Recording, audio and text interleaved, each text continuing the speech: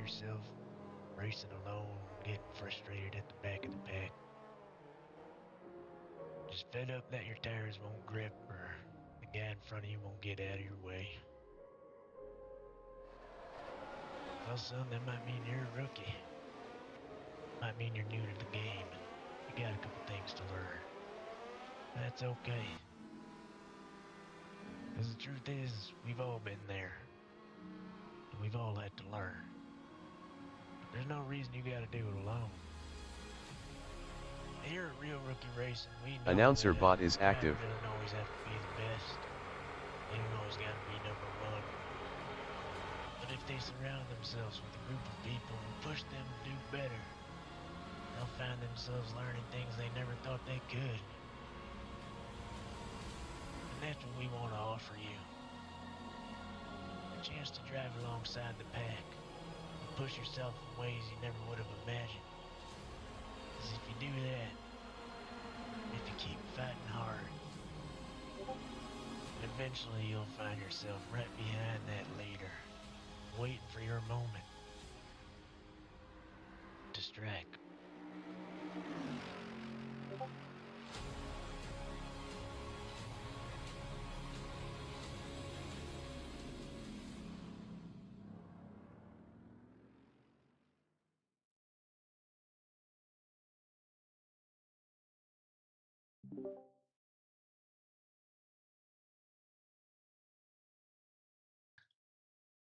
I am indeed with you. I see what you're seeing.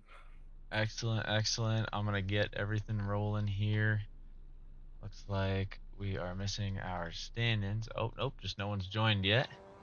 But we got our first victim on the track in Thorn Maddox. So, you excited for today? I am definitely excited for today. I've been gone for a little while. I've been out of town, and I'm really excited to get back into it. I love being in the cockpit. As I say that, I'm not actually driving, just here talking to you.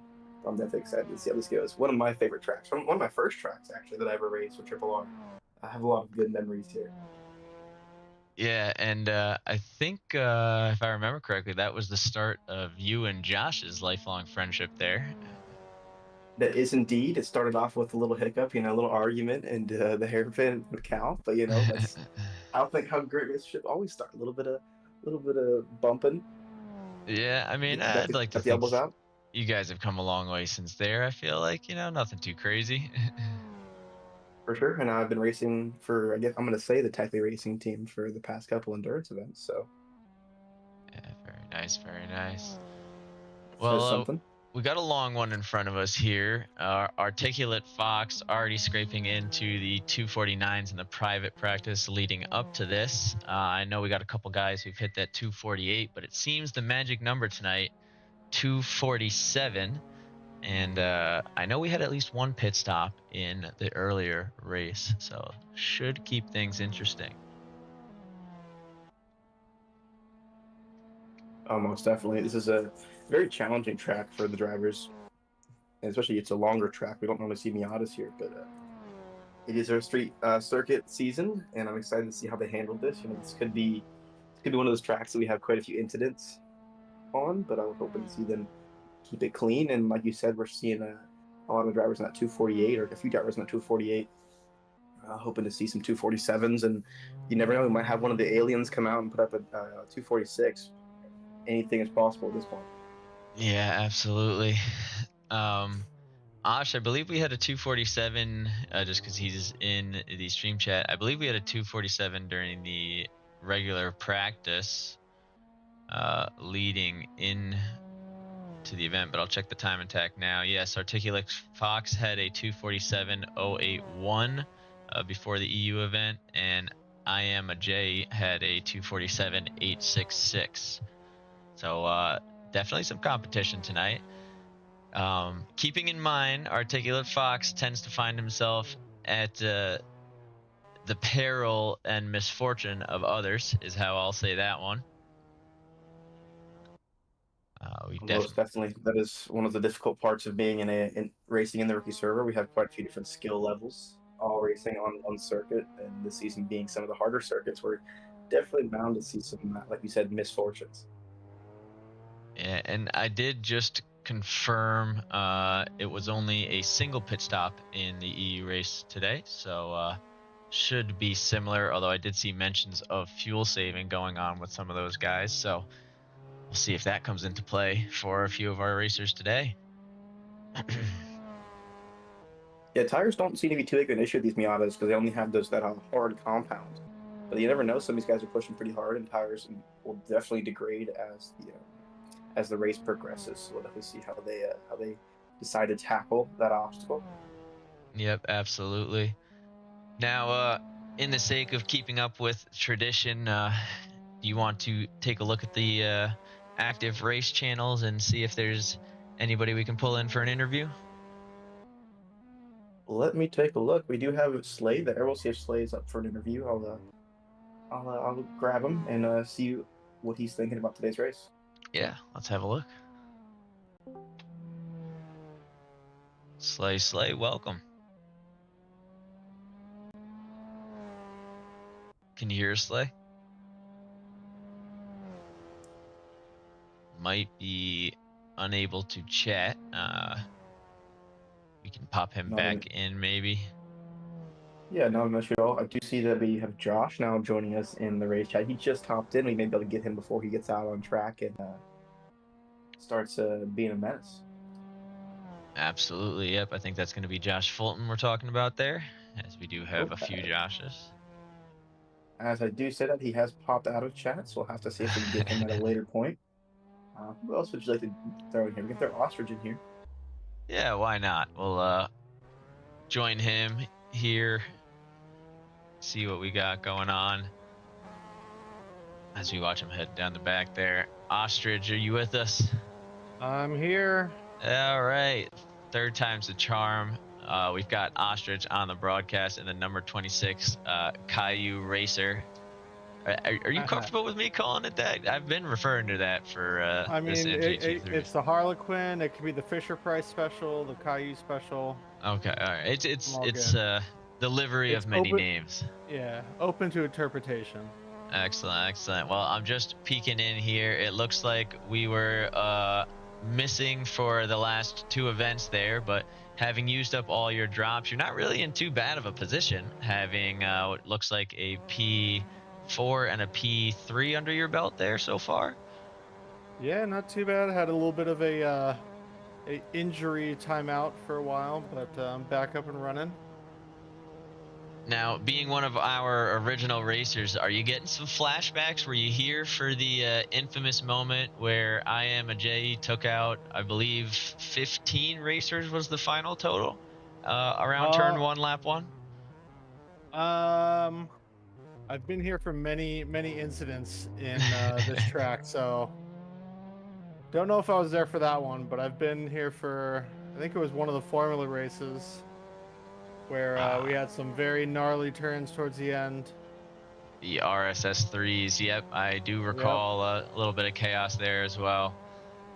Well, it looks like you're going to be coming up from the rear today as far as the points go, just as not too many fellow people in your class have taken the drops. Is there anyone that you've got your eye on? Anyone that you're going to try and line yourself up with? That's a great question. I have not looked at the standings recently, so if you have any suggestions on who I should be following, yeah, I mean, all so ears. In the rookie class with you, you've got Chris C at 59 points, Christian Crafton at 57, and ETD, also known as Elvis, at 50. Those guys have not taken a drop yet. And then of the racers that have taken a drop, it looks like Shiloh actually finishes consistently around where you had been placing. And I think Exeter has that capability if they show up today as well. So you got a few names to stick with there. I'll be keeping my eye out. Alrighty. Well, we'll let you get focused. I'm going to pop you back over there. But good luck today, brother. All right. Thank you.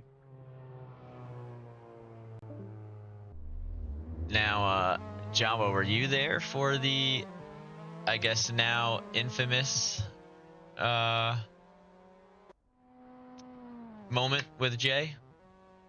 I don't think I was. All right, let me see if I can summon that clip for the broadcast here, because that is really a staple of how far we've come.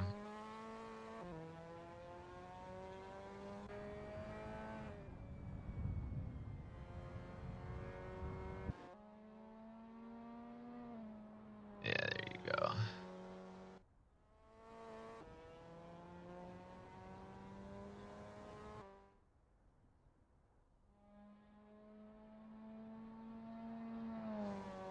All right, I'm just getting that set up for the broadcast there. Let me try and switch over. Perfect. And we'll see now. I've got that pulled up on the broadcast, so I'm not sure if you were watching it on YouTube, but let me get it back from the beginning. Let me take a look here. Yeah, so you can see as the grid comes around the corner there, you get quite a few getting taken out, and then everybody else just feels like they can power on through. A lot of what we'll call rookie incidents here. Trying to make your way through a cloud of smoke never ends well. We've got people just sending it down in reverse, sending it sideways, unclear of where they want to end up. Unsafe rejoins on top of dangerous ignorings of yellow flags. Prime example of what can go wrong at this stage in the game. That was definitely one of our more hectic incidents right there. We hope to not see that same style of incident here today. Yeah, absolutely. It is still going, believe it or not. Still a couple more collisions working its way out, and I think I have yes, I believe that is the final collision point to be shown. So certainly a lot going on. We'll see if we can avoid that today. Keep our eyes focused on some good, clean fun. I don't know how much of it you were able to catch there, but a fun time indeed. I definitely got to see most of it there, but again, like I said, let's hope we don't have that same incident tonight, and hope these racers can keep it clean. No, absolutely. If I'm not mistaken, it's a 45-minute race, correct? Correct. And ooh, it looks like the title of the stream is GT3, but it is what it is now. I'll fix it in post as is. These are some new fancy GT3s. Some fancy schmancy GT3s, yeah. This is the non-downforce variant with less horsepower. So we'll That's go right. today. People are going to be awfully shocked. Most definitely. These are, we'll call them GT3s today. Yeah. So Frank Mena in the 61 car. Currently the closest one to breaking that 250 marker, which is one good spot to try and be in. It's a very tight track. I mean, as you saw just from how turn one can go, that wasn't even the tightest section. Like, these areas are where we're really going to have to see the grid dial in the focus. Well, for sure. We're also going to see if these racers can make some smart overtakes. In these tracks where it gets a little tighter, a lot of these drivers tend to just go for a late dive, which can get risky, especially when there's not a lot of track to work with. I'm curious to see if they can use a little bit of their racing craft to make some smart overtakes that gain them more time than position. As we know, this track is all about being consistent and making your moves at a smart time, because in your wrong time, you lose a ton of time. Absolutely. Time quite a few times there. Now, one thing I did want to ask you as an endurance racer. So these cars, the fuel weight doesn't make too much of a difference. Obviously, it makes some, but not enough to where that'll be the difference, I believe, in your lap time or anything too significant. Would you go for an undercut to try and find yourself in some clean air in a race like this? Maybe go short for your first stint rather than wait it out? You know, it definitely depends. These cars don't really have the tire wear that we see in traditional endurance style cars, GT3s, LMPs, etc. I would say, like you said, the fuel weight isn't going to change lap time tremendously. You might can gain a few hundredths of a second on a lap, but with this track being so difficult, it's going to require extreme consistency to actually get the most out of that. I would say, for me, if I was in their situation, I would be focusing more on lap time than I am the strategy for pits, because you're only required one, if I'm correct. Correct. And I don't think the undercut or is going to make too much of a difference, as everyone's going to be doing similar laps. I would say the undercut for me is what I prefer to go with. I like to get in and out of the pits before everybody else, because a lot of guys are expecting the guy in front of them to have to pit halfway through the race. I like to throw them off a little bit. But this is going to be, I'm going to say, a shorter style endurance event, which is normally the length of races you're going to see in most leagues. So I would say it's not too big of a strategy call, but it definitely can be a make or break moment for some of these faster guys who are looking to capitalize on tenths and hundredths of a second. Now, the only reason I bring it up today is because on a track like this, the more guys you have in front of you, the more likely it is you get caught up in someone else's mistake. There's not a lot of reaction space here, and even if you can react in time, all it takes is one Austin Powers to throw you off your lap. So that's kind of where I would be at headed into this one, is if I can get my pit out of the way early and nothing's gone wrong up until that point, it puts some distance between me and the Murphy's Law happening up front. For sure. I mean, one thing that I forgot to say, what I would personally do for this race is I would burn through the required amount of gas to get through half a stint, right? Or not half a stint, but your last stint. So you're only having to refuel that little bit of that amount of fuel, instead of going, say it takes 30 laps to get it to run through your fuel, but you can make it 45 laps. I want to minimize my time in the pits, get out as fast as possible. So taking the least amount of liters possible is kind of my goal here. When it comes to pit strategies in a race where tires aren't as big of a deal and it's all about lap times and getting out on track as fast as possible. Makes sense. Makes sense. Let's take a moment to try and pull someone else in if we can. I think Josh is joining us again. I think that the Tech Lead Dad should be joining us here. Let's grab him. Josh Bolton. Yo, what's going on? How you doing, buddy?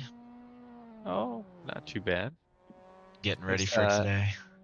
Yeah, it's the start of my redemption arc. So I like it. I like it. I'm gonna let Jawa take over this interview, given the history on the track.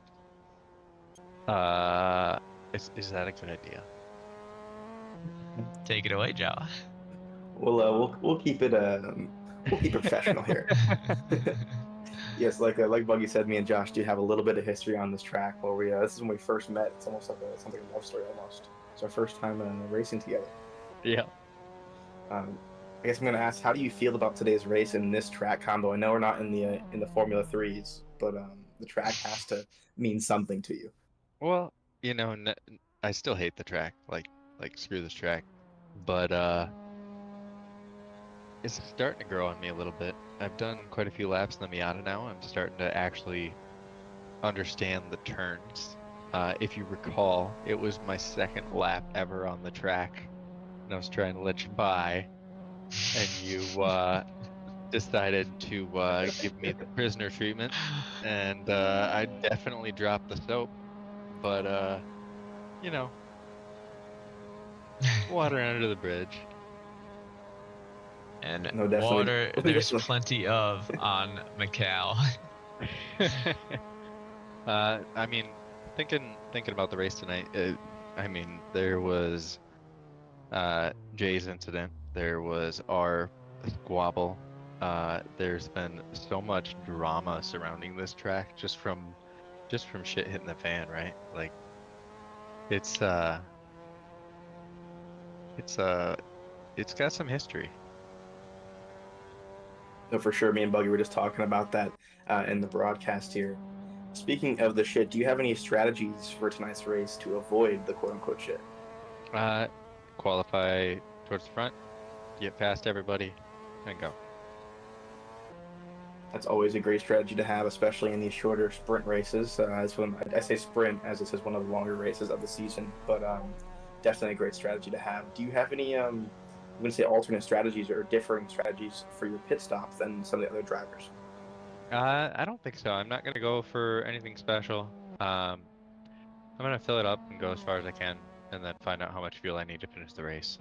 I figure we're looking at about 240 a lap, right? So 3 laps is 7 minutes. So we're looking at 45 minutes. I don't know. I think we can do it on one stop. I think if we go 45 liters on the first stop, we should be able to fill about 30 liters on the second stop and just take it from there.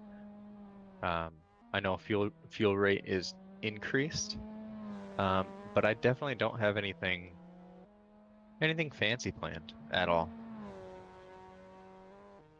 I'm definitely excited to see how you do in tonight's race. We'll let you get back to practicing. I know this is not your favorite track, so as much practice as you can get is definitely going to be beneficial, not just for you, but for everyone on this track Oh tonight. yeah, So we'll, oh yeah. You know, I feel like anybody who's not warmed up for this track or who hasn't put in a handful of laps is going to have a rough time. most definitely one of the more challenging tracks this season. Yep, for sure. All right, Josh, it was a great talking to you. Good luck on the race, and we hope to see you out there in the top of the grid. All right, I'll catch you guys later. See you, man. Adios. Great to hear from Josh there. Love to hear some of our, I'm going to say, original Triple R members in the race tonight. I'm gonna let you take over the broadcasting for just a minute. I'm just trying to help a racer figure out something. Yeah, no worries. I will do my best. We're now on board with Josh Fulton, the man we just spoke to in that lime green number 60 Miata. Coming down that final straight before we get into the more challenging and technical part of the circuit.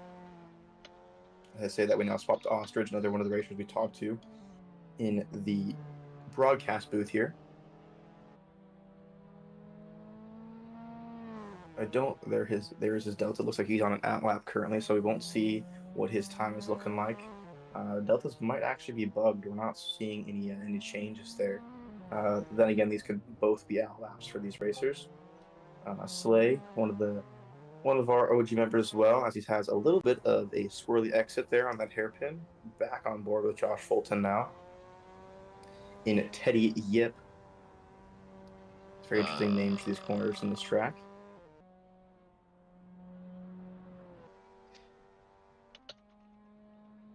We see Nick Cruz here. He's been a very quick racer throughout the season so far. We'll see if he can keep up that work throughout this race.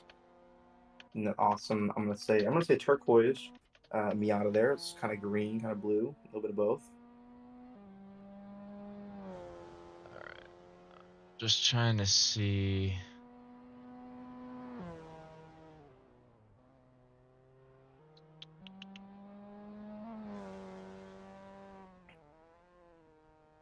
Seems like the broadcast is having some preference on who we see today. It's the third time I've been on board with Josh Fulton as he is going down. So I'm seeing right now we do swap over to Christian Craft, and one we have not looked at yet in that all black, matte black Miata. Yeah, the Gunners Miata, one of me and Buggy's favorite colors for any race car. Now on board with Articulate Fox, one of our resident quote-unquote aliens, really quick driver, normally in our hot lap servers, always putting up really stellar times. We'll see if he's able to maintain that reputation as we head into tonight's race.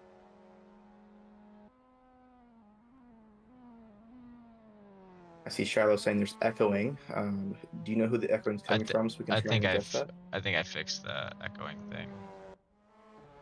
Now, a bigger issue I have is T-Sid. For some reason, it looks like it removed their entry, but I can't remember if that was one of the ones. I thought they were one of the ones who answered that they weren't going to be racing moving forward, but I could be wrong.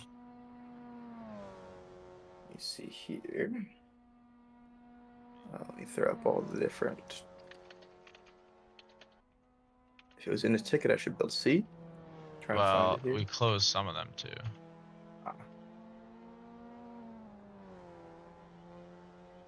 That's the problem. What do the tickets go through again? Can I? I'm not sure where you're helping at. Okay, so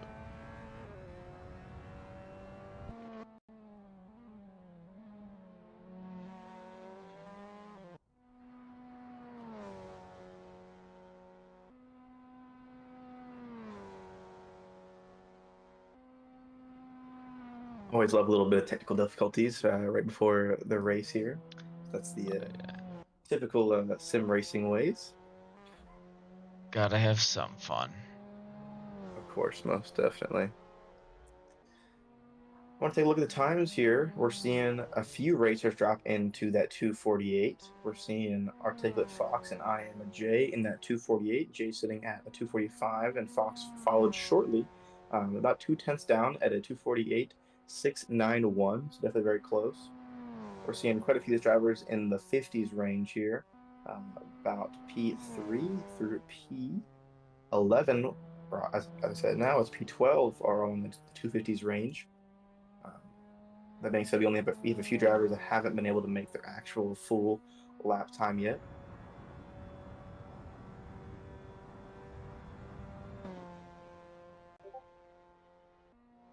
You see Corey in there. I'm assuming DL stands for Dark Lounge. Awesome. Love to see some people in the chat rooting for their favorited driver.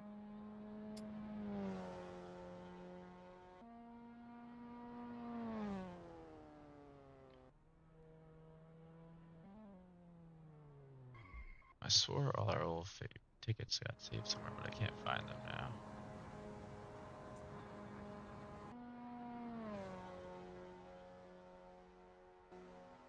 Seems to be a pretty decent gap between P2 and P3 as we're seeing about 3 seconds, or a little less than 3 seconds, about 2.5 seconds separating those drivers.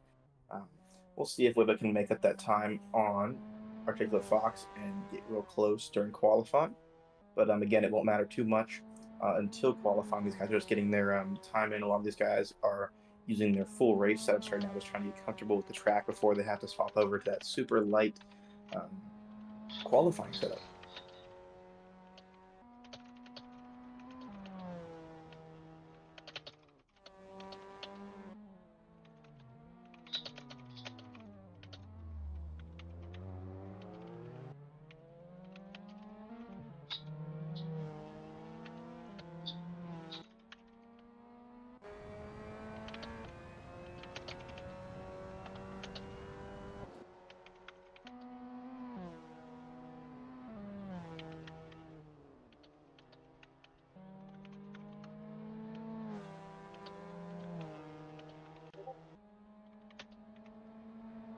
Alrighty, now on board with the Inferno. Here's currently sitting P13 in this practice session with a 3 seconds flat, just about. As we give him the broadcaster's curse, and he ends up in the inside wall there, coming out onto that final straight. Seems like broadcaster's curse is giving everyone a little bit of trouble as Josh finds himself kissing the inside and the outside wall there.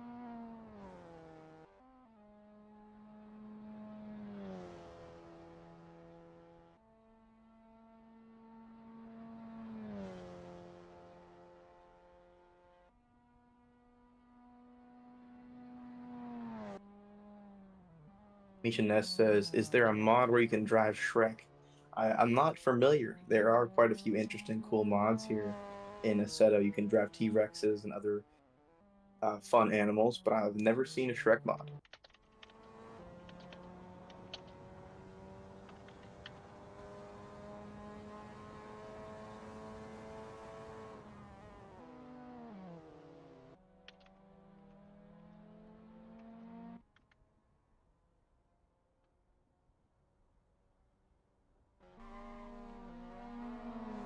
Now I'm board with Frank Mana, currently sitting P4 with a 251.151, just behind Wibba with about 1/10 of a second there. Now I'm board with Ricky Richmond, who's just in front of Frank Mena down this back straight with a current P9 sitting at 255.764. Both very solid drivers. with very unique liveries there. And now we're on the board Wibba, the man who is defending P3 from Frank Mena. I say defending lightly as this is only a practice session, as we get a little more broadcaster's curse as Wibba makes his way into the outside wall there. I'm going to call that turn 3 of the track.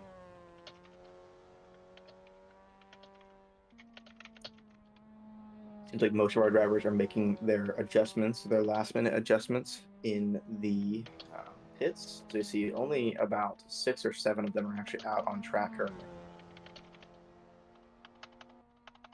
Seeing Josh now just come out of the pits looking for a decent outlap to put in a little bit better of time before he gets, or I'm going to say a little better, his only time out since practice has started.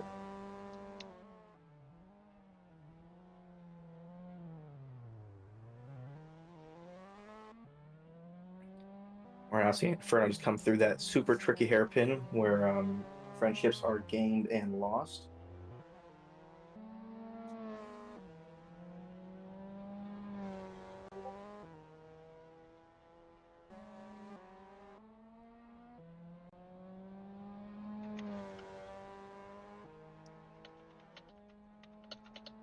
Let these drivers do their last bit of practice. We see about 3/4 of them have been given the checkered flag to put them back into pits so we can get this qualifying session started. I'm going to let them finish their laps and prepare the rig before we get into qualifying.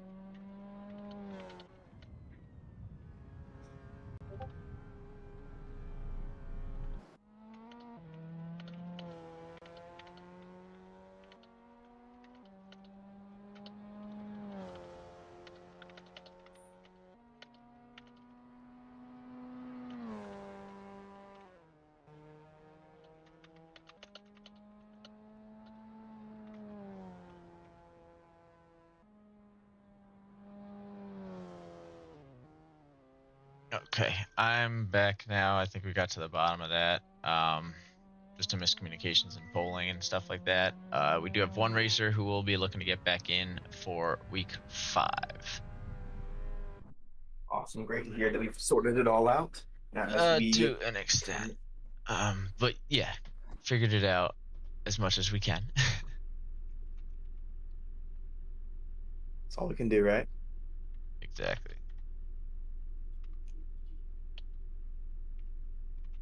Patchy, you say you're a little bit off pace. Not a worry at all. It happens. Happens to the best of us here. We're just happy that you could join us for today's race. All racing is good racing, so we'll hope to see you out on the grid tonight.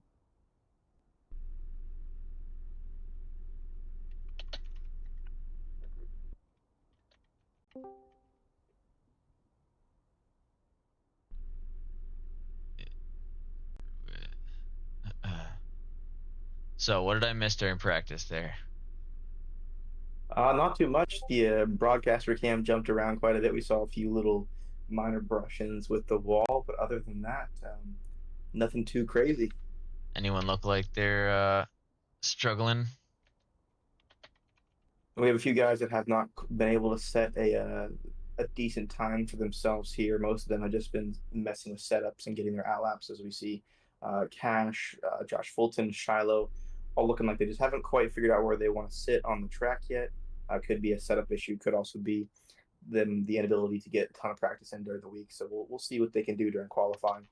But I definitely can't speak too soon.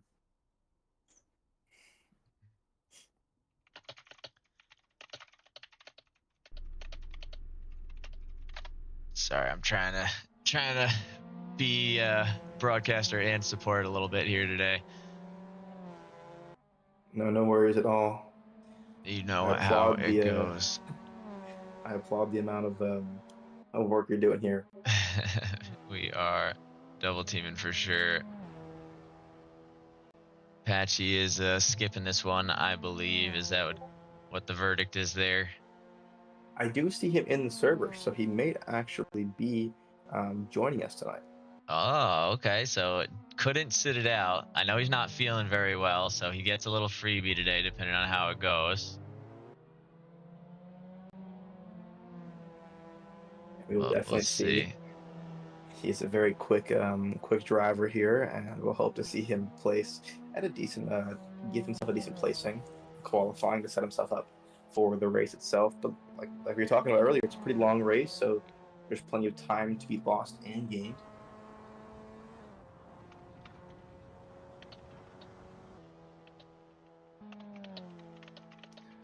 I see Shallow there having some issues with their PC, so we'll hope to see them on grid tonight.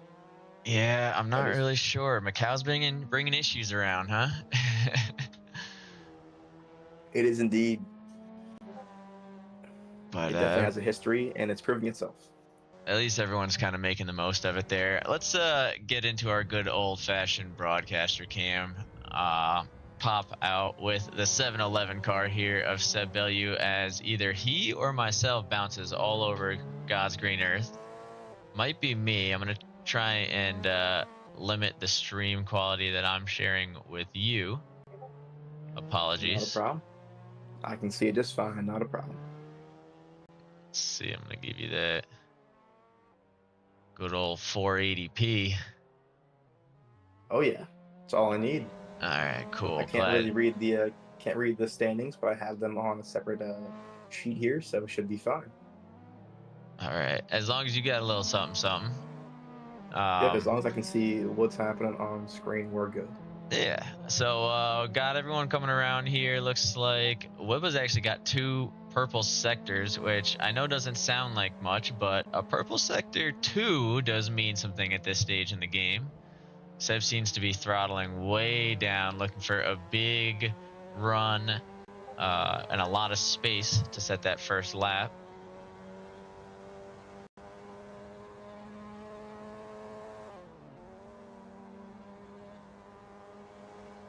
I will say Seb's livery. We're not the most family-friendly of streams, but let's keep it relatively PC in the chats where we can.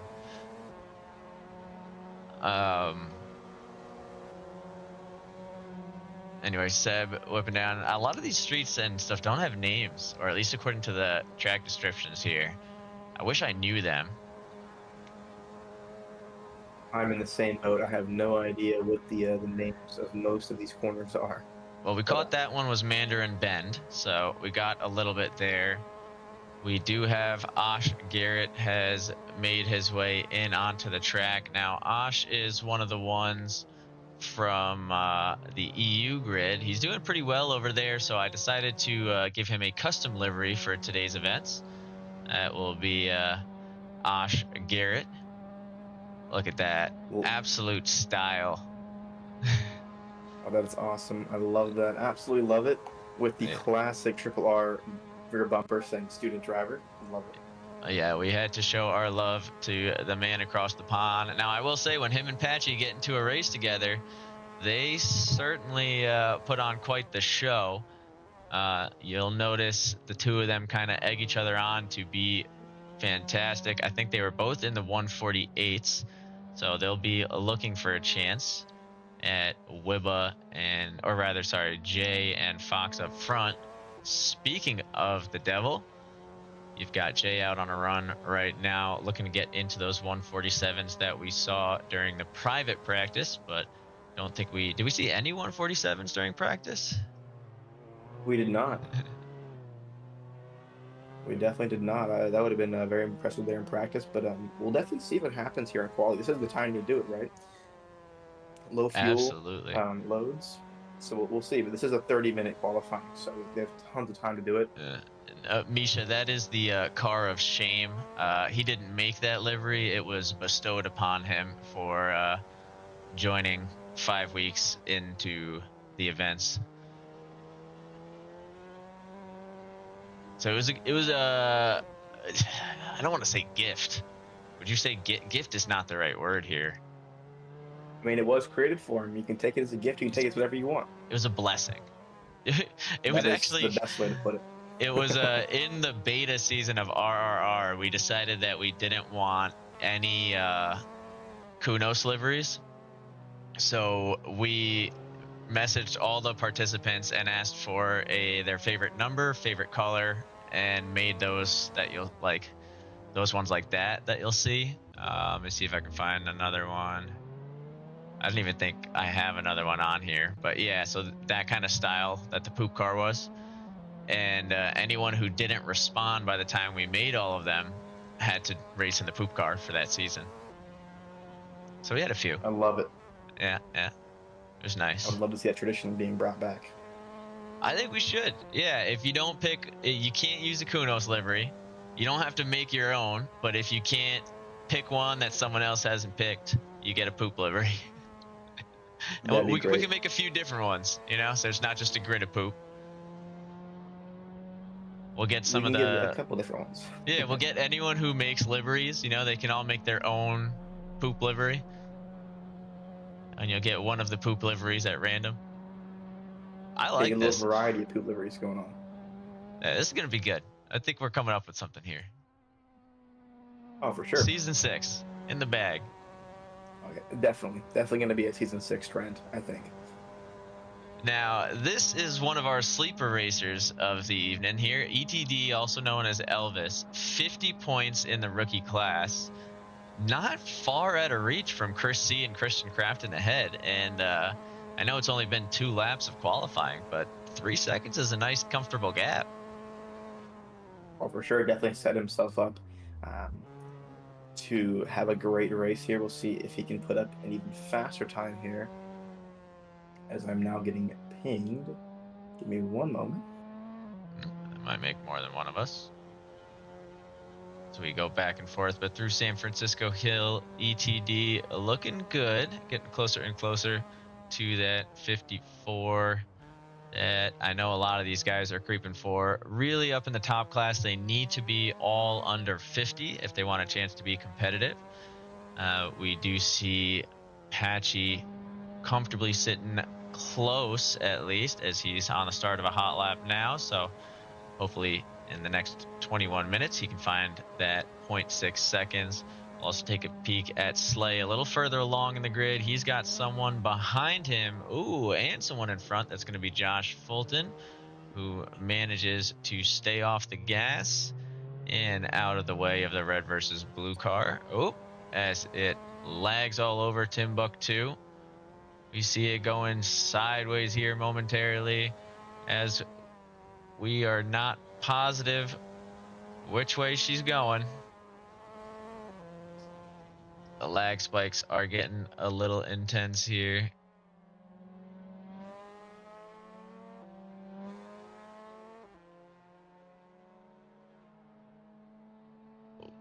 All right. Let's see. I think we got it back here. Just hopefully dialed it in a little more. Yeah, there we go. Car's at least driving straight and turning there. That's the magical moment we were looking for. So Slay creeping closer and closer to the 50s. He's got to make up a full second in the hairpin here. That's going to be his last big chance for time. We'll see if that can put him in the 49s right now.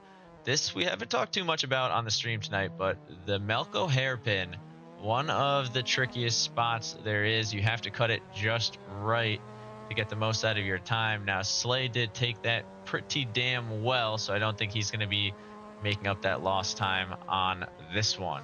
Let's take a peek back at some of the guys who don't get too much love in the early stages of the race. Thorn Maddox here in the Speed Demon, number 69. Our beautifully crafted car by Anti-Human.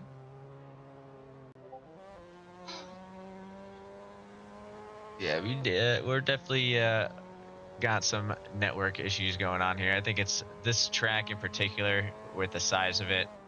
This one's always struggled a little bit on the stream.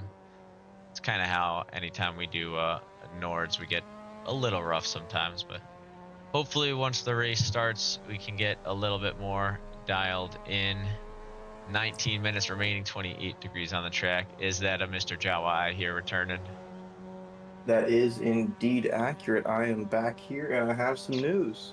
Oh, what do you got? We have a wonderful friend from another partner server, Venus Motorsports, Base Cannon of Venus Motorsports, just telling me that he'd love to help out and broadcast at some point here, which would be awesome. Absolutely. Oh yeah, would always welcome some more expert opinion on the broadcast there. I know you're our resident endurance expert. I am the resident rookie mentality expert, and could use an actual expert among our midst here. Would not Oh, be too shabby. for sure, I'm the resident endurance expert, but I will say I will not be ashamed to say that Base Cannon is definitely a league above myself, so he could definitely provide you with some better information than I am able to. Yeah, I mean, for those of them who weren't watching, Base Cannon did have a partnership with Thorn Maddox for the endurance event, and my co-broadcaster here, Jawa, went solo, and Jawa took home the gold. But I will say there was a few moments where Jesus and Base Cannon were putting up some scary laps to try and bring their average team lap down there. Oh, Could you for sure. imagine if the two of Basically, them were on a team together? cool. That'd be really wicked. I mean, there are that'd be, like I said, wicked. They're Yeah. both really extremely quick drivers, and if them two were to grow up there, it'd be pretty unstoppable. Yeah. Have you done any of these 24-hour ones? You know, I haven't done a 24-hour race yet. I'd love to. It's just not in the cards for me currently. You know, I'm about to move again, again, for schooling reasons. So I just haven't I haven't had the ability to do much driving on track or anything for that matter. It's all been just trying to figure out my own personal stuff. But I'd love to at some point. Yeah, I mean, I would imagine that something like that, that requires more than your average commitment, because when you're going to be driving it that long, you can't afford even really a single slip up. You have to have your consistency down at that point. For sure. I mean, I've done like we talked about it at 4 hours, or was it? It was 4 hours, I think, right? At Feldberg Ring. Yep, Did that yep. one solo, which is quite a bit of driving for most people. I think that I'd be confident doing 6 hours solo, which is again a ton of driving. But anything above that solo, I couldn't accomplish. I definitely would require teammates for any of those longer races. I've done 6 hour races of Le Mans with our resident driver Josh Fulton. That being his first endurance race, so that was awesome to have. I also did a couple of the other charity drive events. Very nice. I've only raced one endurance event, but I've hosted and broadcasted the others. But I raced in the first time that we sent a team over to one of Venus's events. I was the starting car, and I think we were 7 laps down by the end of my stint. And then Mo Powers went up second, and a safety car he was able to make some good use of, and I think brought us to 4 laps. Then we had Splendid, who's usually over on the EU side of the grid, brought us to within, I want to say, 2 laps. And Cheezus, I think, brought us into contention for 3rd. And we were going to have a nice battle with about 45 minutes left to a half hour left for 3rd place. And the 3rd place team got disconnected because of an issue with the long pit stuff and all that. And, you know, it's hard to say what would have been. And we got the P3 anyway, or P2 in the class, whatever it ended up being. But it would have been nice to see the battle and take it, because Jesus was making some headway there. But that was my only one, and me pulling the team down as much as I did, I was like, all right, I'll broadcast them until I have time to practice. You know, endurance races are quite tricky, to say the least. You know, you got to be consistent. Quick is one of the things, right? Being slow and consistent is just as good as being fast and inconsistent, right? But if you can get a mix of both, you really are set up for some sort of success. And I'm by no means a fast driver compared to some of the guys like what we spoke about earlier. Base Cannon, extremely quick driver, much faster than me. He was lapping about a second faster than me on a Feldberg Ring that we did last time. We did an endurance race here at Triple R. That just goes to show how much of a higher level he is in sim racing than I am. But again, it's all about consistency. You know, it helps that I've done quite a few endurance races, but that was my first one to do solo, so I was really happy with the outcome. Yeah, well, it definitely went well. No one can say otherwise. Strong performance there. Speaking of strong performances, we're seeing Jay slightly outlapping Articulate Fox here. Fox with a purple sector 2 on his previous lap, but still not able to finish the lap and get back at that P1 position. Yeah, I mean, these guys are both driving really quick. We see 3 drivers now in those 248s. We see Patchy saying he did speak about being a little bit sick, but he's still putting up a tremendous performance, being P3 at a 248.8, only about 5/10 down from Articulate Fox in front of them, and only about 6/10 down from the P1, from our P1 driver being IMJ. So definitely incredible performance from a man who is not feeling up to 100% standards. We'll see how he does, but like you said, Articulate Fox putting up a 248.3, and IMJ on a 248.28. Those I drivers are hear some extremely close together. company. Oh, that's going to be Jay right behind Ricky. So Jay's actually got a little bit of traffic while he's on a hot lap. He might even be able to get to the 47. It all depends on how Ricky holds him up through this hairpin. He's got one hell of a good dive on, some good lead up. He's going to get a little draft out of it too.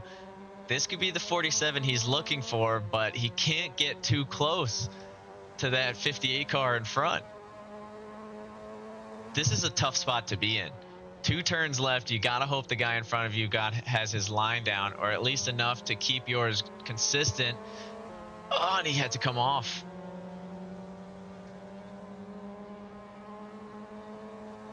That's the end of that 47 opportunity, I think. Yep, as he shows some strong consistency into the straightaway.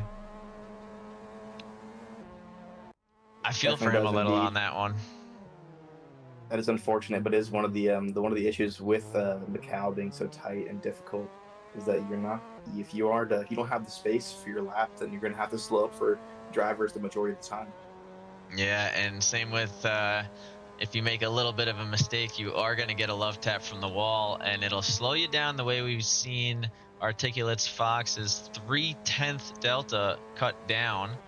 Although now he's starting to creep back up, so possibility that he takes P1. I don't know if he's going to have the lap to put him into the 47s here. Might have to have another go at it.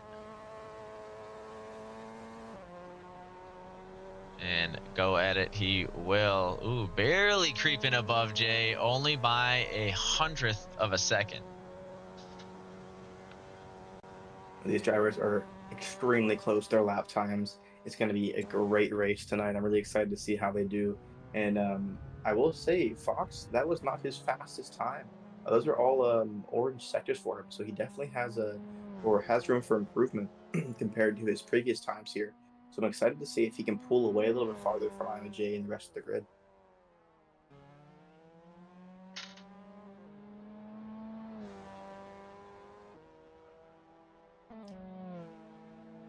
Now on board with Josh Fulton, sitting himself in a decent 13th position with a best lap of 2:55.296, well within the grid here. It seems like we have 17 racers on grid so far. So we'll see if he can make his way or claw his way up into the top 10. We still have, it looks like 9 minutes and 23 seconds remaining in this qualifying session. So plenty of time for these racers to put in their best lap times. What are you thinking, about 3 or 4 laps left, given they have an outlap in there? It's going to be tight. I mean, I could definitely see it. The problem is with all this traffic, I can see a fair amount of these guys kind of throttling back a little bit, so to speak. For sure. That way they can try and open up some gaps here. Who is this right here in the 7th spot? Because that's where I want to look at a little bit more. Just trying to get a sense of where the wind is. It looks like it's actually a crosswind right now, but pulling up my live timings, I think that is going to be, looks like ETD. So ETD is actually in what I would consider the best position right now. big gap between him and the car in front, a couple guys behind. So he'll feel the pressure to keep moving, but they do still have to go at his pace or find a way around.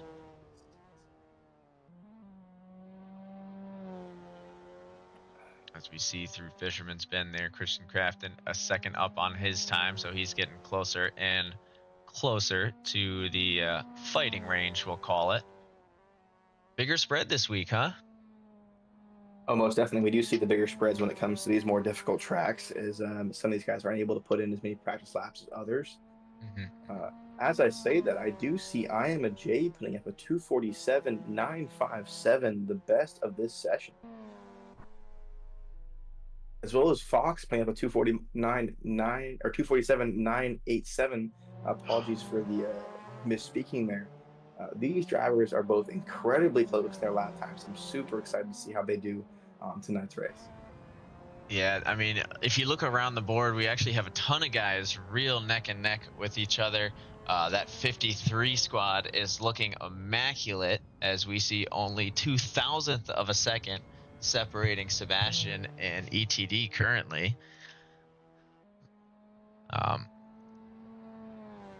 So that's going to be one to watch as well.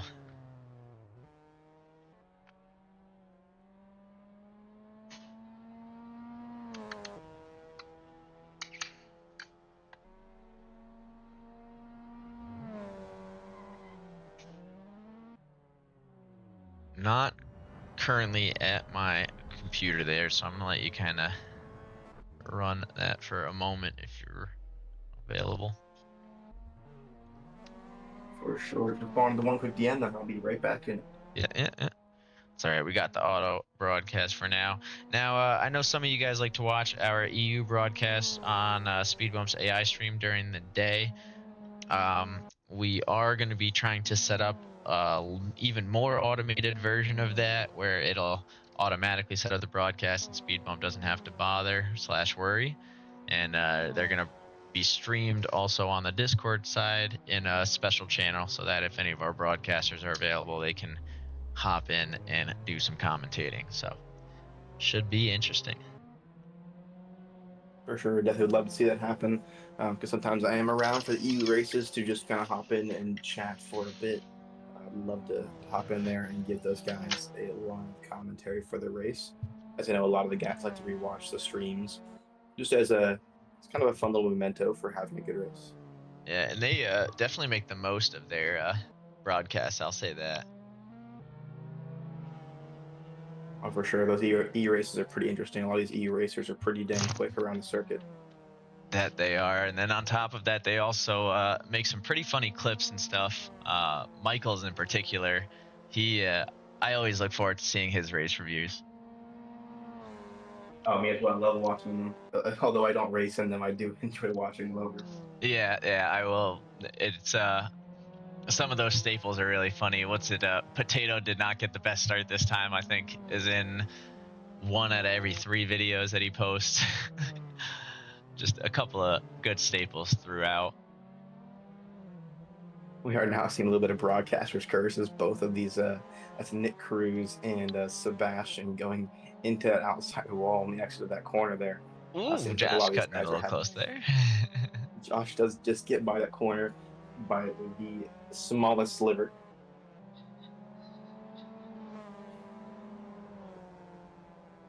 I will say, Apache, like I've been talking about it multiple times. Apache has been tremendous with his time so far, especially being sick.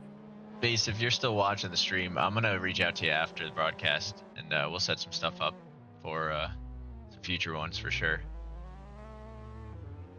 That would be swell. I've been speaking to him off stream a little bit, so nice, we'll definitely get that going.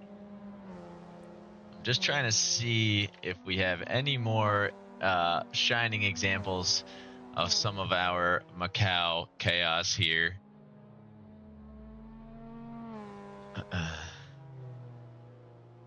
I'm not seeing too many more, but I will say Josh Fulton has put himself inside the top 10 as he was sitting P13 previously, doing about 2 seconds faster than the lap we checked out last. Yeah. Oh, that's what it was. Last time we raced Big Dean Energy, who's not in this season, unfortunately, but has been in a large majority of them. He beat me by a couple hundredths. We had a full-on shootout down to the line, but couldn't get my nose past his back seat. So that starting line is pretty early on the straight. You really have to kind of make a dive into the corner almost. It's a tough one.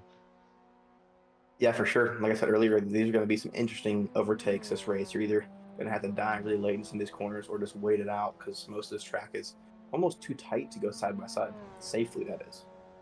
Safely being the key word for sure.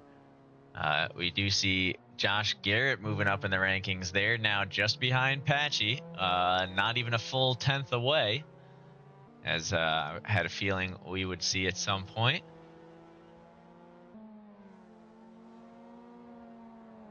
This grid, these times are starting to shrink on the grid. These guys are all getting closer and closer and more confident on the track. It's great to see it. It seems like we have had another racer join us. I don't know who that was, but we have 18 cars on grid now, which is a great It's show going out to for be tonight. Shiloh has rejoined. It looks like they were able to sort out their PC issues just in time. If they can get it onto the track, they might be able to use overtime to their advantage and still get an outlap in. It's going to be tight. I do see Jay using the noob power racer to his advantage there. Although we see Thorne head to pits, I think Thorne's going to be taking that time. Starting from the back of the grid isn't necessarily the worst spot to be in, although you did see in the replay we showed earlier, chaos can come from that too.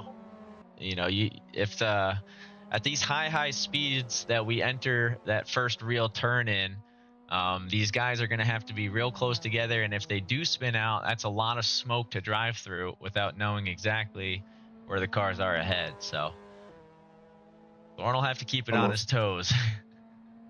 Most definitely, like you said, the incidents and chaos can happen anywhere on the grid, no matter where you qualify at. So we'll see how these guys manage to make their way through the field with these incidents, as we are bound to see at least one of them tonight.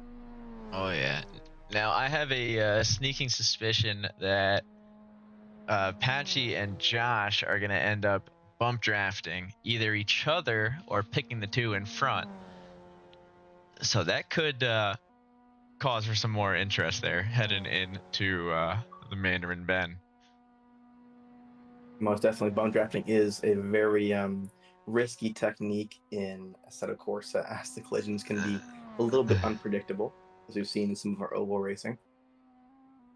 We see some frustrations in the chat there with Slay 40 just still not able to crack that 250. We are all rooting for him there. Let's take a little peek and see where he's at currently. So he's got one more shot to do it. He did make it around cleanly, not off to the best start heading into San Francisco, as he's down almost half a second to get started here. But a lot of time to make that up, as again, this is one of the longest tracks that they will be doing. There's only one track that is going to be longer, and honestly, it'll feel it. Feldberg Ring to finish off the season. That long straightaway is going to be interesting. That track is going to be a beatdown for these drivers who aren't used to driving longer circuits, or I'm going to say the endurance circuits, if you will. Yeah, and I'm definitely curious to get a handle on that. 60-minute event as well, so they will certainly have to be up to par. But it was between that or Vegas, as we needed just one more street track. So I like to think we chose right. Articulate Fox going to head across the line with just a little bit on the Delta. Is it enough of a little bit? It was not quite. Oh, looked good for a moment there. We'll see if Jay can make something happen. We know a 10th is a lot, but it all depends on this hairpin, as this is where a lot of time is gained and lost.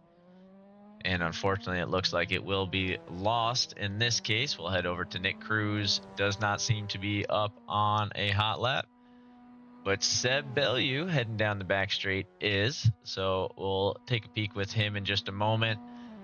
I think Shiloh deserves the attention as they snuck in just under the radar to get a clean lap in. And so this is going to be their attempt, one shot through and through to make something happen. For sure.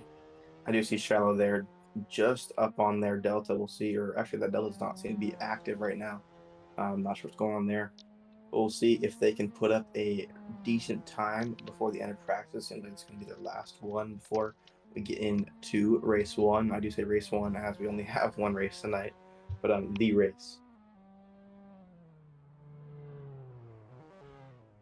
Yeah, the Delta does top out at 30 seconds above your personal best when you're watching someone else, unfortunately. So that just means that their only personal best on the board right now is an out lap.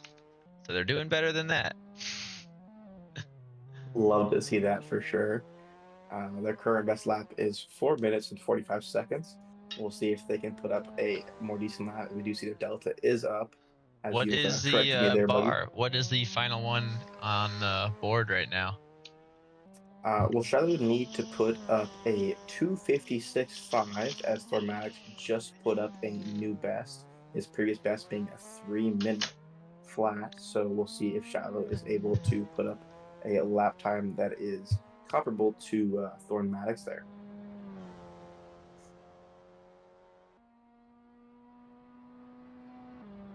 We're getting closer and closer. Only a few turns remaining.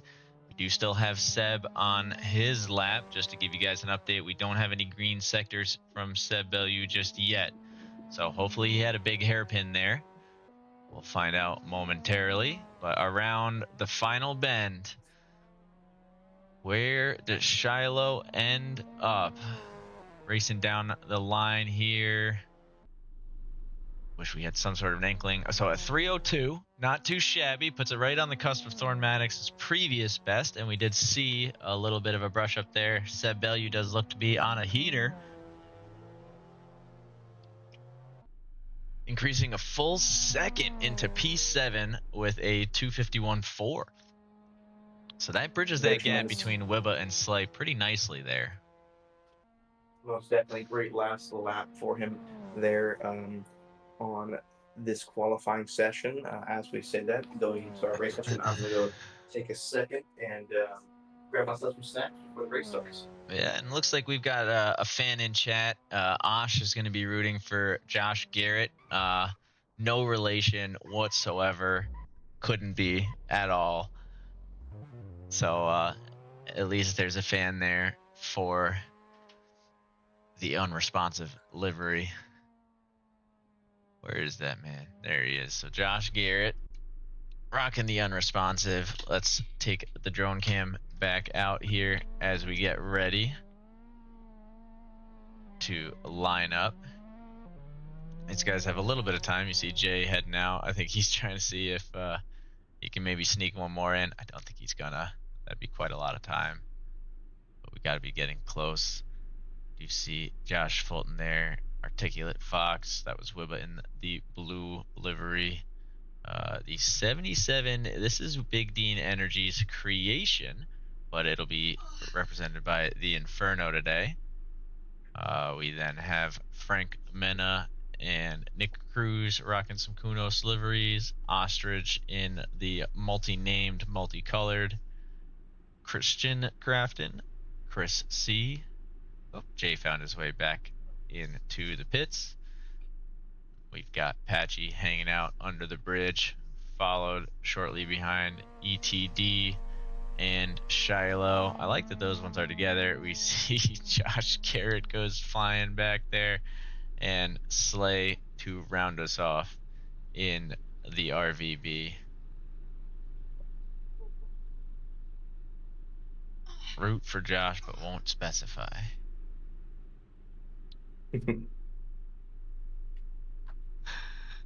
And we've got Patchy and the Gregs up there, so some classics.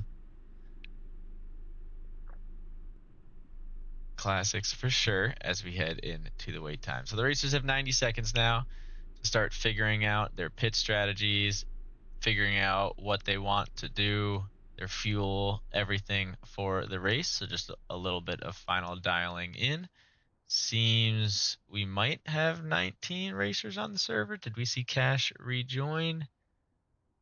We did Let me not. take So a it's going look to be here. 18 all together.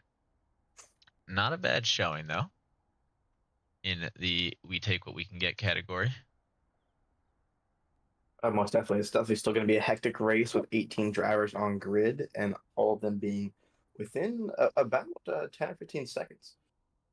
Absolutely. So we'll make our way around the track here and just give you a little glimpse of the hard work that went into this one. This honestly being one of my favorite street tracks that there are. Tougher one for sure, but well worth the fun.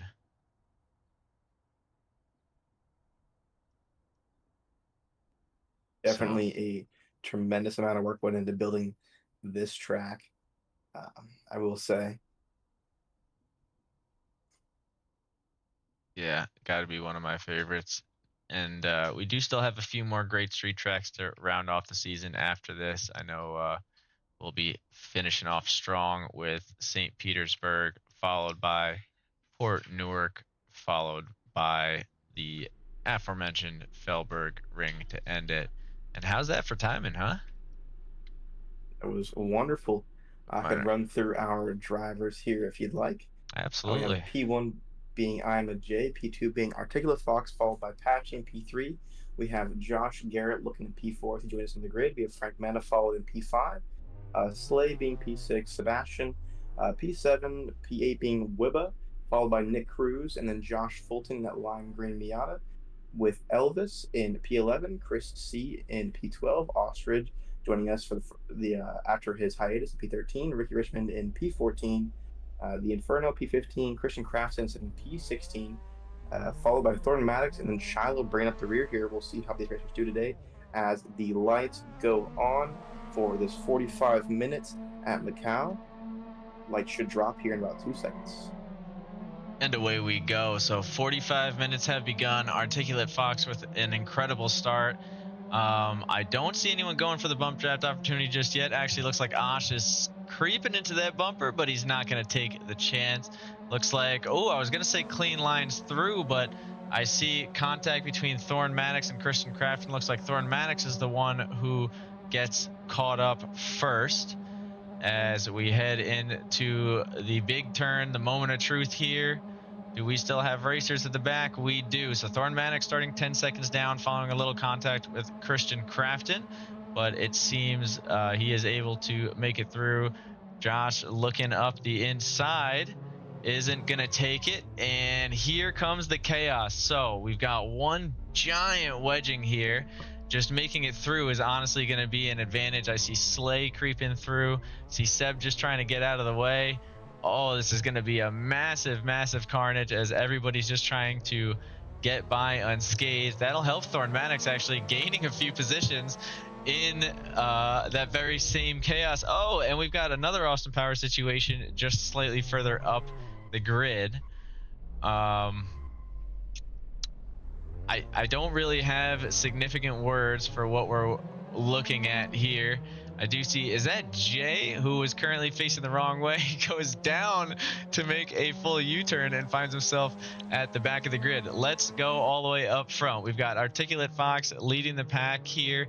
It is a three-man battle, currently separated by quite a bit.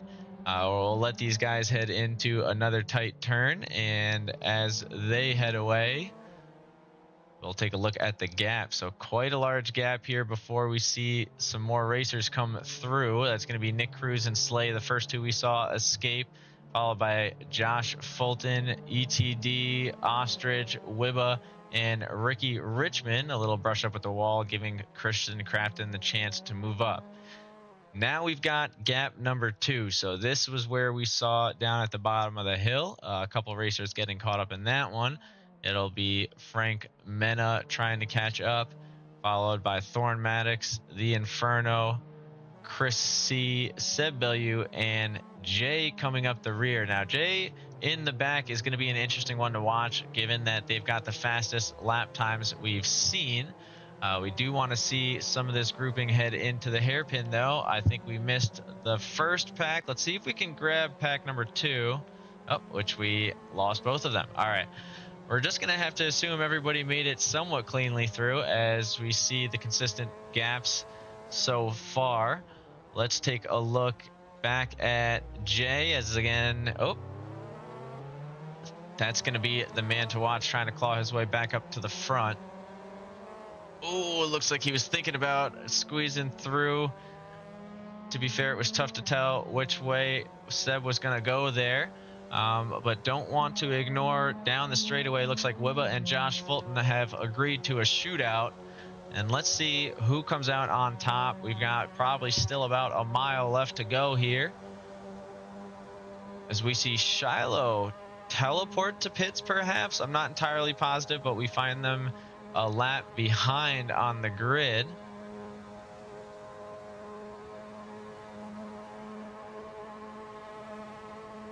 Nick Cruz sends an apology while out on the straight. Wibba with a little bump draft there for Josh. Fulton has a bit of a later breaking point.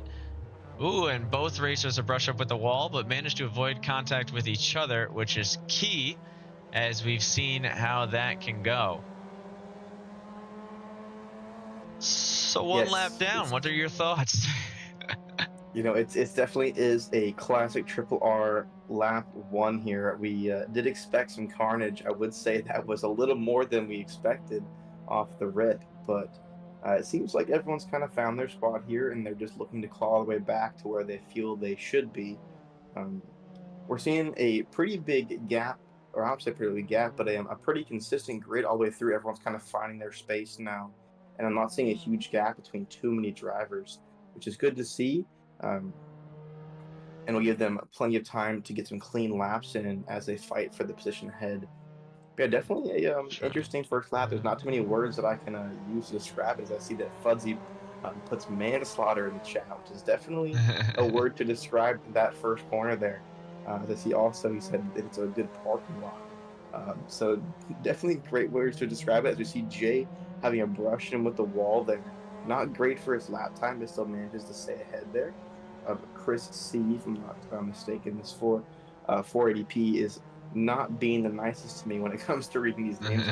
That was Chris C there, doing a great job as Jay makes his way now 2 positions gained, or 3 positions gained after I believe Shiloh, I think possibly left and rejoined is actually what it looks like according to my live feed there. So Shiloh starting from the back, possibly due to some connection issues. I do see Wibba and Josh are still having their battle a little further ahead, but I want to see how the hairpin plays out, as Jay has definitely a different line than some of these guys at the back of the pack. They all try and cut inside, but Jay goes for the run up. And it gives himself a nice opportunity, but he's going to have to try and find a way around in a tricky corner. Only 7 minutes or 6 minutes in, so plenty of time still to make things happen. It seems like he does get side by side there, which is great for him. Let's see if he has the power out of the exit of the corner. They seem pretty similarly matched here down the back straight. I do see a car behind does have the draft, so we'll see. As Jay breaks a little bit earlier into that corner, just about coming into the wall there, but does have a pretty decent run out of the corner. And Chris C is not giving up, but we got to look at a couple of different battles going on. We actually are going to have a couple passing opportunities right here into Lisbo Bend. So Wibba not going to be able to make the use of his opportunity as Ricky Richmond goes by. We'll see if Christian Crafton can do something with theirs. Won't get the chance. And shortly behind here, we're going to get Thorne Maddox leading the Inferno, Jay and Chris C all together. You can see the 3 of them coming down, headlights blazing. Jay's going to get the first cut through, as we see the Inferno looking to grab it back. Not able to, though, as Jay ends up on top heading into San Francisco. So Jay will say really Thornton cruising Maddox. now. Mhm. I would say Thornton Maddox has had a great run so far. He did capitalize on all the chaos there. He did have an incident there at the first turn, but made it back and has put himself in a good position to fight for that top 10. Only 3 spots down from fighting with Ricky Richmond there for that top 10 finish. And we'll just take a look. I think Josh Fulton has a little run-on with the wall, costing him a spot to Wibba ahead, but he'll have some more acceleration, so hopefully he can get back to within striking range. I do see a gap closing up in the battle for P5 in front, as you see all these guys very close together ahead. We'll watch through the hairpin as Ostrich takes the inside lane. Tap with the wall, tap with the wall. Fulton, the only one to make it through clean, I want to say, in that pack. Jay manages to get by Thorn Maddox and now finds himself in P13. We're going to have a little Jay watcher going on here. Ooh, as Josh Fulton with a beautiful move there. I believe Around the that. outside, definitely a very tricky corner to make that move, but he completes it and pulls it off and makes it look like it is the easiest move in the world.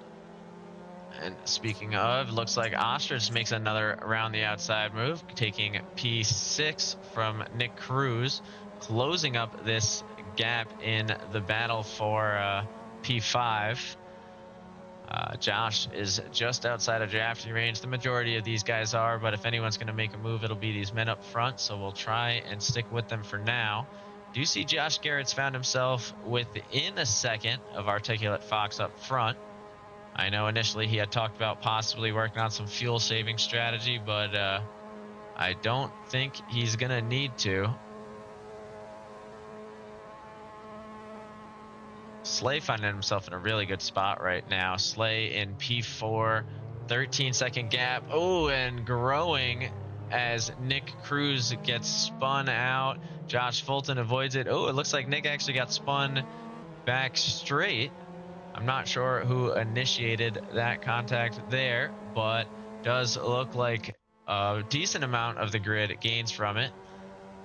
We're going to go to the men up front, though. I know we still have that battle going on as Josh and Wibba have not given up on each other. Nick Cruz, actually, within a second, is going to look to stay within that fight, too. But Josh Garrett creeping in and out of drafting range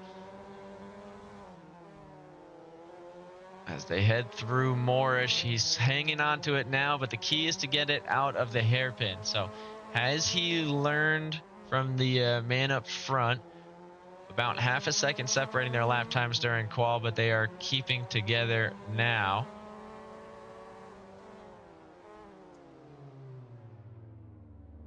So two very different lines. Josh cutting that inside, and I think that might keep him just barely in range.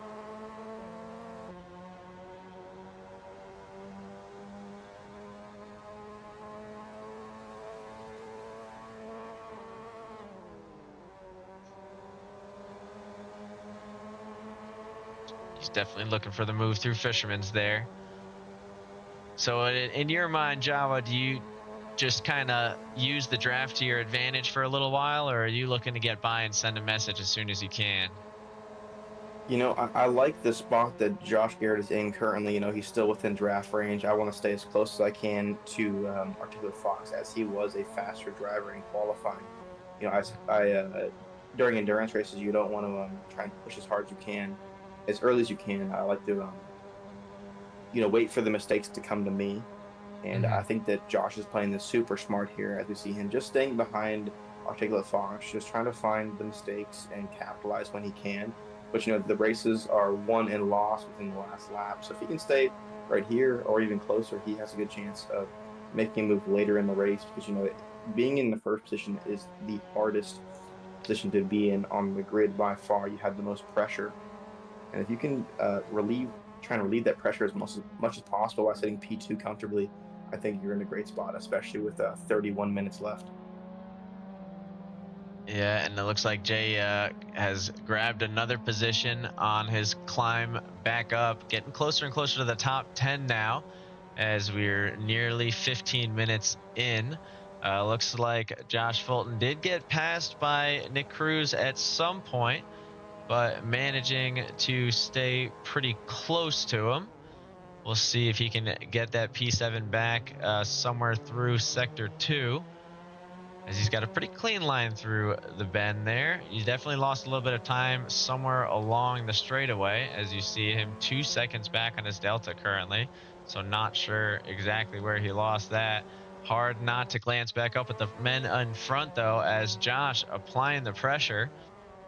Pulls back a little early, heading into police. These guys are actually going to come up on lap traffic soon, as Ricky Richmond did teleport to pits, I believe, at one point, or possibly has already used their pit stop. I'm not entirely clear. Let me take a look. It looks like they actually may have done a pit stop. So Ricky going for the severe undercut strategy. Yeah, we should see in the next about 10 minutes a lot of pits happening here. Ooh. I just see, looks like Josh tapped Articulate Fox there, as he does respect it, and gives him the position there. Very respectful and nice thing to do there. We love to see it. Things you love to see. And it looks like Ostrich had a little brush up with the wall, so that did give Jay the position for P10. So Jay now in the top 10, still has a long way to go, but these two fighting it out up front could help him as long as he keeps these consistent laps through. He is about a half a second off of the top times from these guys, but still within fighting range. Speaking of fighting, I think we've got a 3-way battle heading in through Moorish, as we see Ostrich defending from the Inferno, giving Seb a chance to move up. Ostrich having a brush up with the wall that found him in this P12 spot, so lost 2 positions, 1 to Jay, 1 to Christian Crafton from the contact.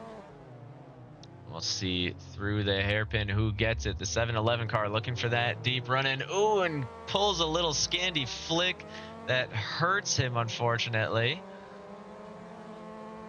So he'll find himself back out of drafting range, but the good news for him is the men up front won't get the chance to bump draft either. Keep eyeing that gap. Oops, sorry. I'll say we're seeing a huge gap between Slay and Elvis there. We're seeing these guys start to file in and put their laps in, but we are seeing a huge gap between the top 4 racers compared to the rest of the grid there. We might also see a lapping opportunity for, as I'm seeing that looks like Articulate Fox and Maddox there. I think that was Shiloh, who we just saw basically stopped up in the front of the grid there. So it looks like both racers are able to make it by cleanly, sorry. But it looks like that was Shiloh who was stopped a little bit in the middle of the grid, but everyone was able to make it through pretty cleanly. Speaking of, Wibba takes the charge past ETD and now has 25 seconds of open air. I mean, it's not a bad spot to be in. 29 minutes remaining. I'd rather be on the other side, but... Oh, most definitely. You know, we still have plenty of time to race here. 30 minutes is longer than our normal race in Triple R for the Miata Cups. But they still have plenty of time to make their moves, and being consistent is going to be the biggest thing. You see Josh Fulton just trying to stick behind Nick Cruz, and Nick Cruz is a little bit sideways there into that right-hander, followed by this left-hander here. We'll see how they make their way through. Josh is looking for consistency, which seems to be kind of the name of the game for most of these racers tonight. Yeah, and Josh doing a good job of keeping the distance from the battle up front, because you can see some hairy moments happening, and Josh is able to steer clear. I'd be careful with the nose there, yep, and he feels the same scary caution that I do. Looks like Frank Mena is going to be joining this one, so we'll watch as this turns into a 4-man battle. And I don't know if these guys know, but they've got Jay creeping closer and closer, looking to find his way into the fight as well. Seb Bellew, it looks like side by side with the Inferno and makes it through into P13.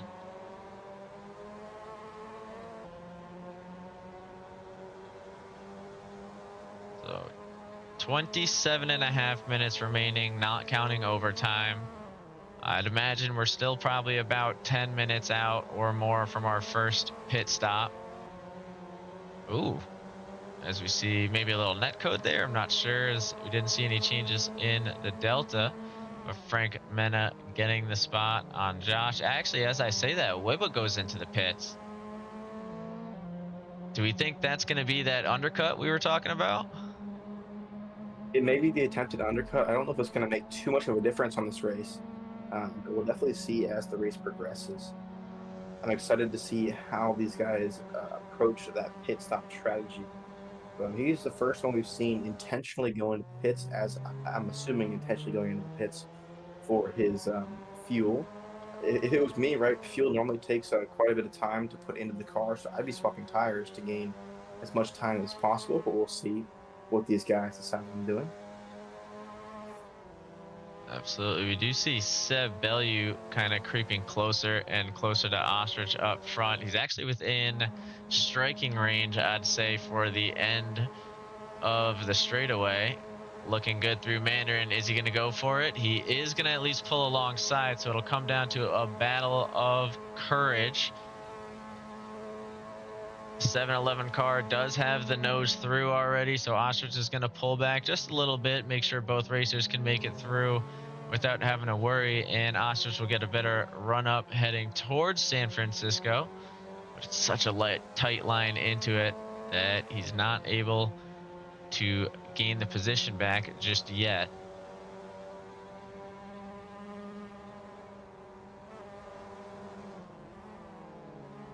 See Frank Mena looking for his move on Elvis up further ahead. We're going to glance over for a moment, as these guys aren't in too much of a passing zone, but I think through at one of these upcoming corners we can see Frank go for it. I'm not sure what car we got in front. That's going to be Nick Cruz in the 29. So Nick having just made their way past. Ooh, as Frank getting held up by the brakes. Frank's looking for a way by. We're going to see where he can find it. Is he going to go for the inside lane on the hairpin? Looking to avoid the chaos. Accidentally causes a little bit. Ooh, and Jay getting caught up again. Oh. That's going to cost a ton of time for Jay there, as he was looking for that pass on Josh Fulton. That is unfortunate there. Cost Jay 6 seconds. Just another unfortunate moment there. Patchy actually going to be one of our leaders heading in for the pit opportunity. If I'm Jay, I might just go for the pits now. I think Jay's going to try and just keep fighting, get as many positions as they can, but at some point, you're going to want to get the whatever open air you can, wherever you find it. So Frank pulling into pits. Jay's going to find himself in P7, 6.5 seconds behind Josh Fulton, so has to make up that distance once more. Once again, we find the closest battle on the track between Josh Garrett and Articulate Fox. So Josh is doing a good job of staying right on his tail, but hasn't really gone for the move just yet.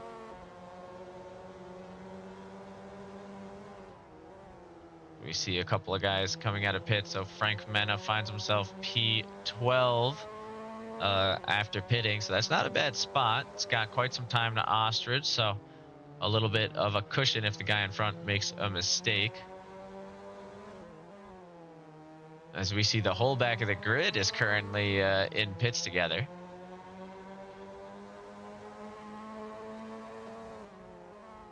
It's funny the way these stops can trigger, huh?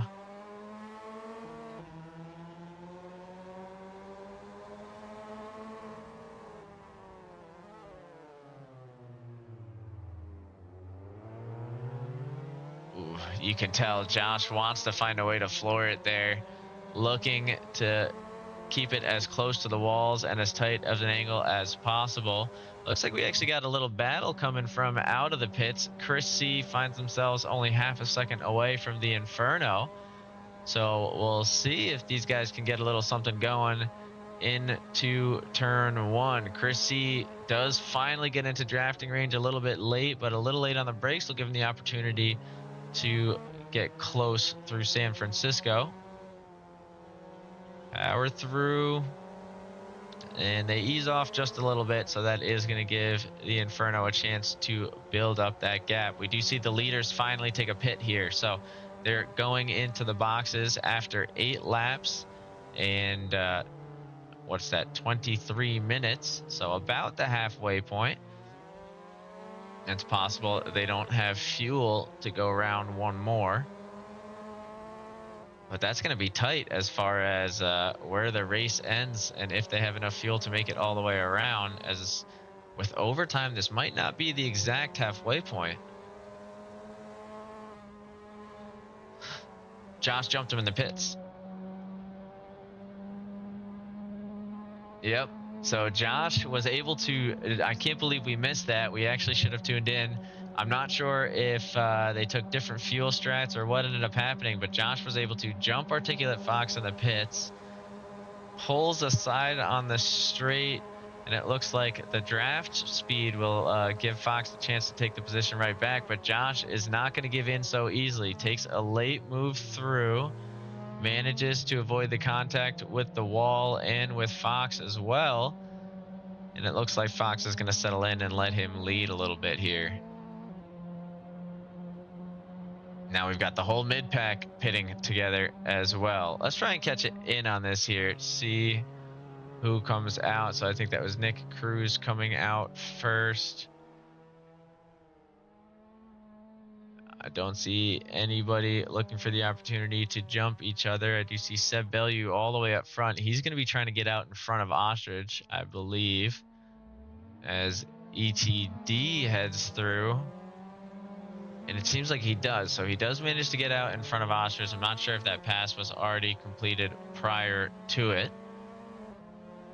But that certainly changes that up a little bit. Let's take a look around the grid here. So we've got Shiloh. I don't think they've pit yet. They did leave and rejoin. We've got them now only a minute away from Ricky Richmond. So 20 minutes remaining. It's going to be a little hard to make up that gap, but anything is certainly possible. Same goes for Ricky Richmond, heading with speed through police there. Finding a little bit of lap traffic starting to creep up behind them in the form of Slay, as Slay tries to catch up to Patchy in front. Well, I believe Slay did do a pit stop and Patchy has not yet. Then we move on to the number 69 car, Thorn Maddox, 20 seconds down from Chris C in front there. You can see a full leg of the straightaway separating them and then some. So going to be a little bit of a haul, but Chris is in the midst of a battle.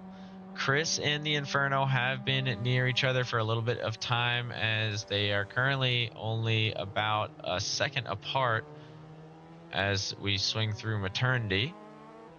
So Chris definitely still has tons of time and plenty of opportunity to make his way back towards his teammate, so to speak, in the form of Christian Crafton, working his way through Solitude. Christian in the Fly Emirates Racer doing his best to recover there. That was one hell of a save. Manages to keep the car moving and straight. A little bit of a gap now separating him and Slay, but he'll be able to, or sorry, him and Ostrich, but hopefully he'll be able to chip back away at that.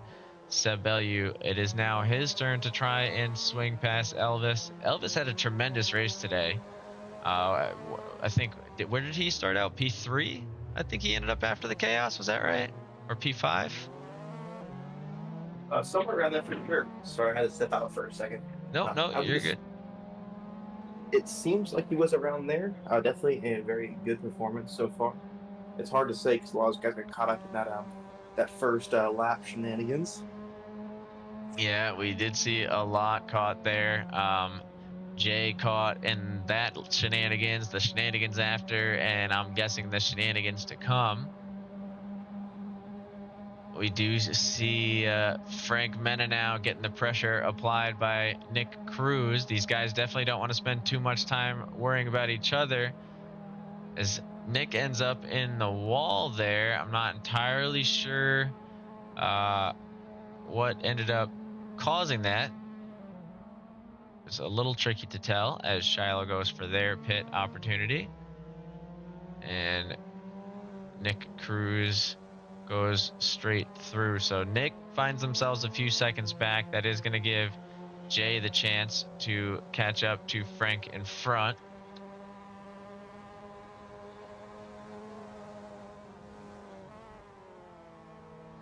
As Jay now only 8/10 away. Articulate Fox still behind Josh Garrett.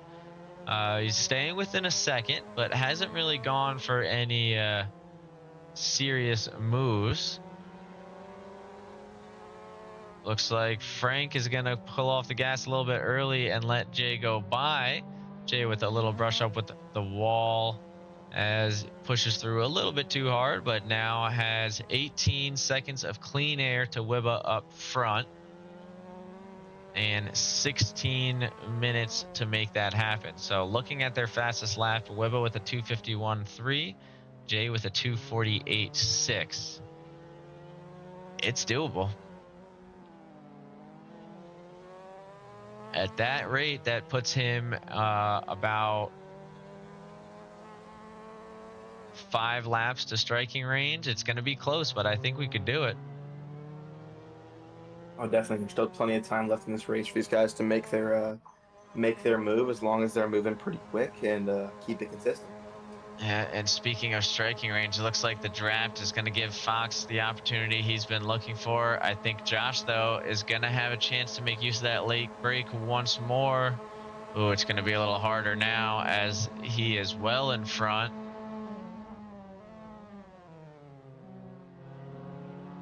As Fox does make the pass cleanly there in front of Josh. Going to put Josh in a more relaxed position here, just behind Fox, not having to worry about leading the race, just watching for mistakes and staying as close as he can behind Articulate Fox there at P1 with 14.5 minutes left.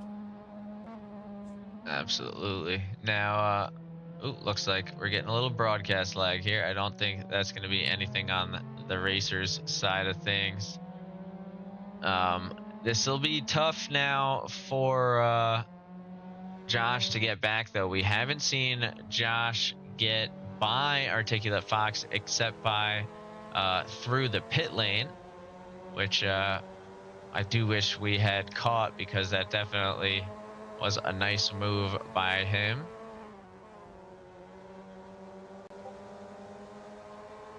Sometimes that little tenth or two does help. Speaking of Christian Crafton getting almost to within drafting range there, looking to get the delta just a little bit closer.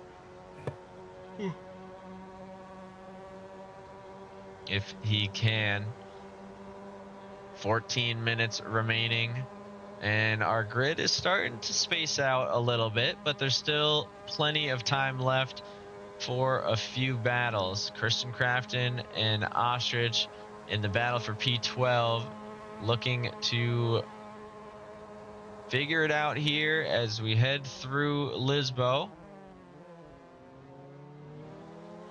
And Ostrich is going to make it through cleanly there.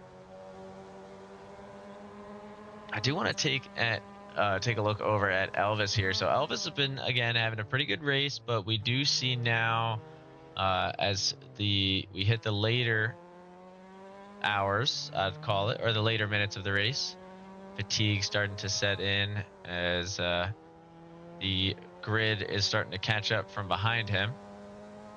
Currently in P11, but not out of the hunt for the top 10 just yet. Only 5 seconds separating him and that dream. So just a little bit of consistency followed by a single mishap up front could change it.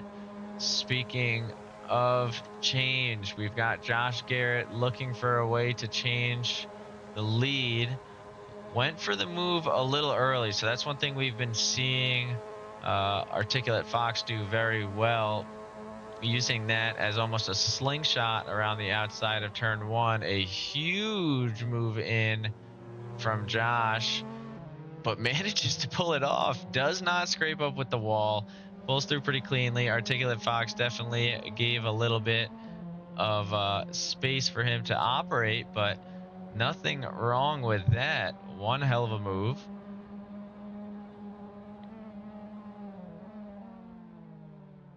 If he keeps up this performance, we may actually have to let him have a real livery one of these days. But for It does now, seem like he's doing pretty well in that poop livery, though, I will say. I know, it might be his good luck charm as he is putting up some significant laps here. 2:48.6 being his personal best, but he is at the danger of a 2:48.02 personal best of Articulate Fox behind.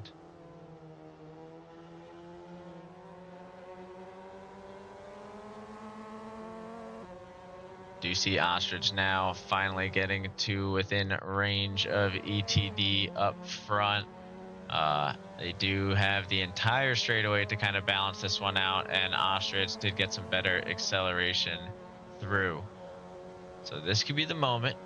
At the same time, we have Chris C starting to move in on Inferno, not very far behind. So turn one could be an interesting one here in lap 12. As Ostrich is definitely going to have the speed to make the move. I don't see Chris C getting close enough just yet, but definitely trying to. Ostrich gets the nose through. Who's going to have the later braking point here? Elvis does make an attempt to hold off the brakes, but isn't able to make use of it. And Ostrich will move through. Chris C getting closer and closer as we head into San Francisco, but just cannot find the pace on Inferno. Does look to be actually almost a little three-way battle there. It's Chris C and the Inferno getting closer and closer to Christian Crafton up front, as Christian Crafton could be held up a little bit by Elvis. Hard to say at this stage.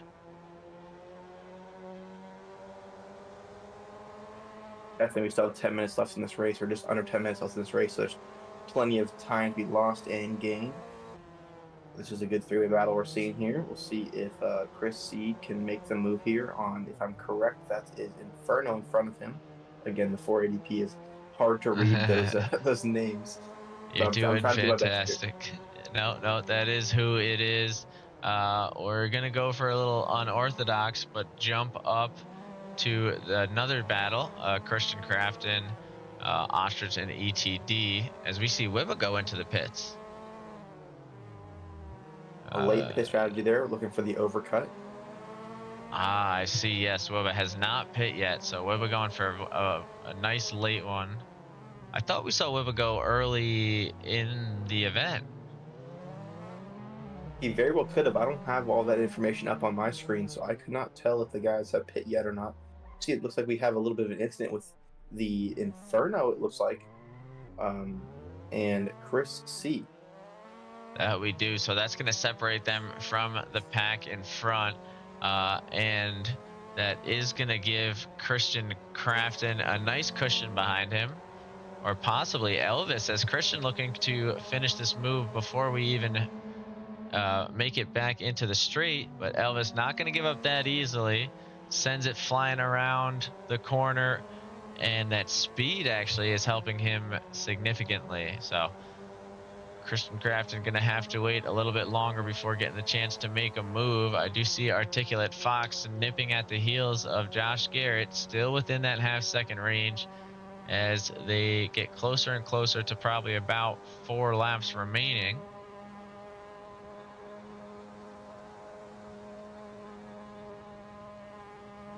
Could very well be within the final 4 laps as well.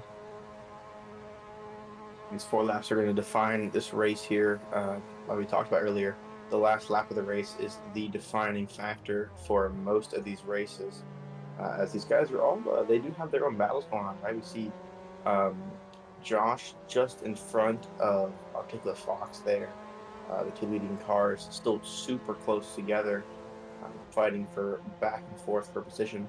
Yeah, and I think we're going to see that swap here in just a moment, but I think this is a strategic one by Josh. If I had to guess, Josh is probably letting that happen so he can get into the drafting range here and hope to get that position back at the end of the straight. That's kind of going to be his best opportunity. No, definitely. He has been pretty late on the brakes in this first, or I'm going to say first real corner here in this lap. So it does look like he's going to go for it again. We'll see if he can pull it off. And he uses every inch of that drafting opportunity. It manages to avoid the wall every time there. He's cutting it closer and closer, though. We'll see how long he's able to keep pulling that off and how long Articulate Fox's patience holds up. Fox As he is right on the heels of I was going to Josh Garrett in say. front. Ooh. He's nipping at his heels there.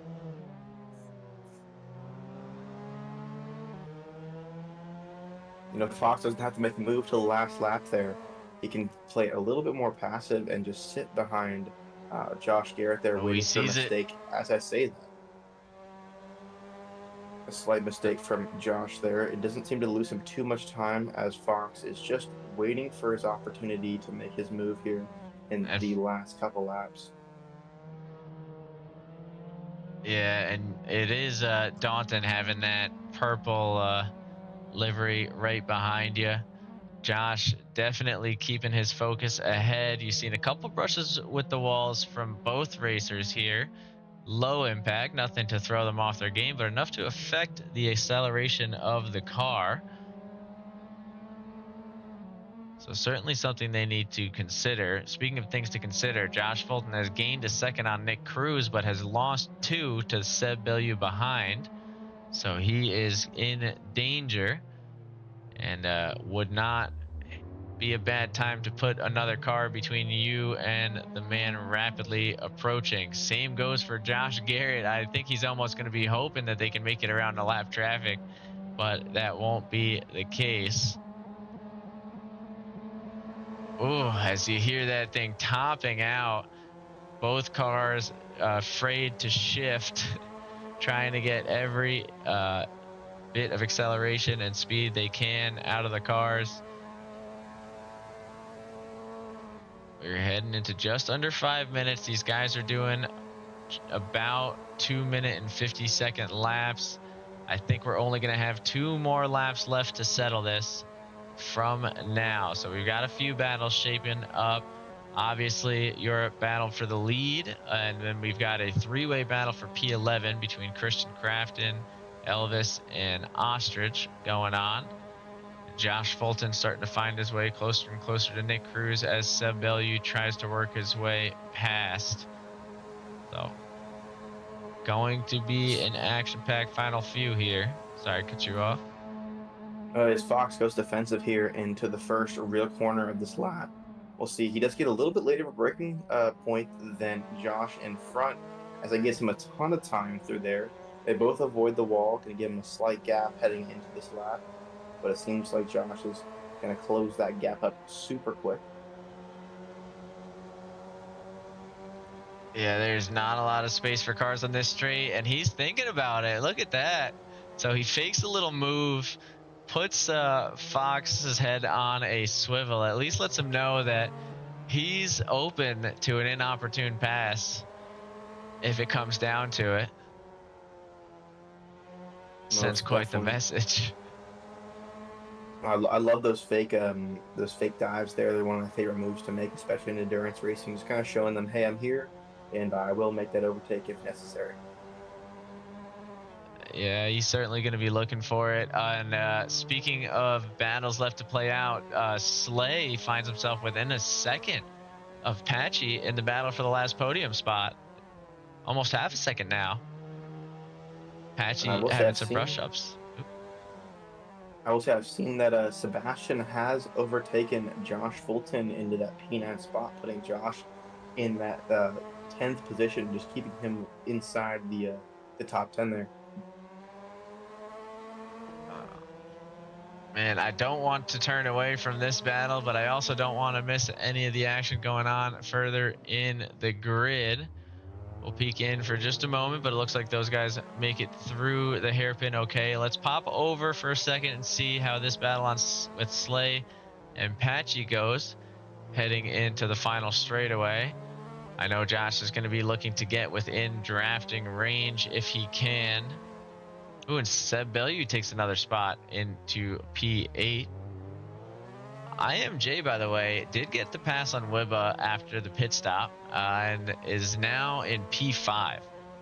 So 37-second gap.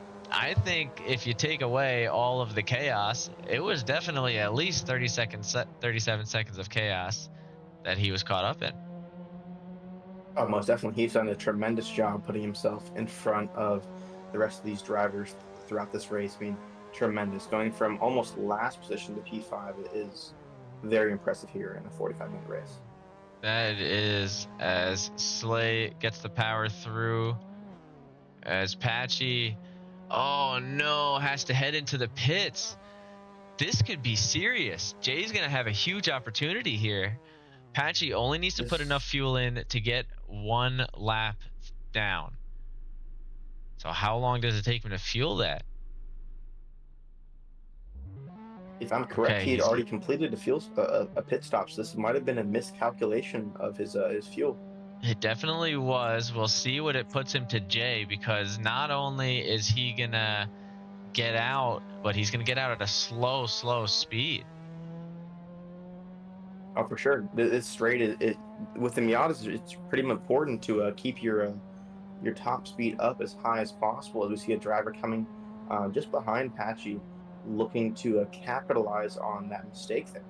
Yeah, and it looks like that's actually going to be a lapped car of Thorn Maddox. And Jay is 7.6 seconds behind. So a little bit more comfortable there for Patch. We are going to loop in with our top two as Frank Mena heads into the pits. Looks like possible fuel miscalculation as well for the 61 car. Oh, definitely. I mean, it's very difficult to calculate your fuel for a shorter race, especially when you're trying to capitalize on just hundredths of a second. So it's definitely possible. We've had multiple drivers who have just slightly miscalculated the fuel and are looking for that extra 1 or 2 liters just to finish the race. And we see Seb Bellew withdraw from the race. Looks like. With only a few remaining. I'm not sure if that was fuel related. Exactly. I was going to say the same thing. I'm not sure if it was fuel or if it was a PC issue. It looks like lap traffic is aware of what's going on behind, so I think that's going to be Elvis staying alongside just to let these guys do what they got to do. 1 turn left to go in the final 45 minutes here. Let's see, does Josh have the chance? It's not going to be a clean one if he does, but he's going to get close. And he'll take the fight to the line. But the battle will go to Articulate Fox. Speaking of battles, we do have Josh Fulton looking for that chance on Nick Cruz. He's been moving closer and closer to him throughout, I want to say, the last 20 minutes ever since his pit opportunity.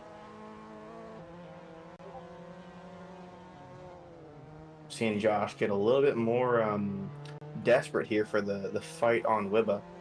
Nick Cruz. My mistake there. No. We'll see if he's able to do it here. He has dropped a little bit of time on him. We'll see if he can make it up again if Nick Cruz has an issue. But we do see Josh meet that outside wall again here.